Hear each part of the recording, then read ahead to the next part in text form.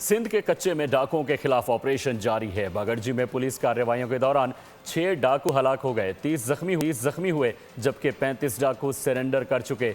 SSP Sukkur Azhar Khan कहते हैं कि पुलिस को डाकुओं के खिलाफ कामयाबियां मिल रही हैं। अवाम के जानो माल के हिफाजत पर कोई समझौता नहीं किया जाएगा। 15 से ज़्यादा की थी, तकरीबन 6 हमें लाशें मिल चुकी हैं अब तक। फर्दर सिलसिला जारी है। 35 के करीब जो डाकू थे वो ज़ख्मी हुए।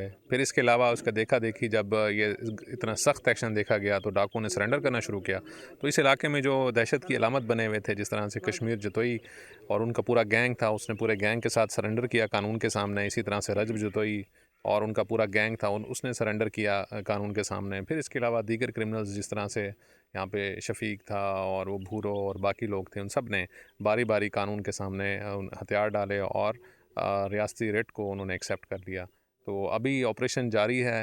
अगले फ़ेज़ में ये दाखिल हो चुका है, जिसमें एरिया डोमिनेशन है, डी वेपनाइजेशन है और उसके बाद यहाँ पे हम जो है वो सोशल एक्टिविटीज़ को भी इनिशिएट करेंगे, जिस तरह से स्कूल्स हैं, वेटरनरी फैसिलिटीज़ हैं या फिर हॉस्पिटल्स हैं। सब्सक्राइब करें और बेल दबाएं ताकि कोई खबर रह न जाए।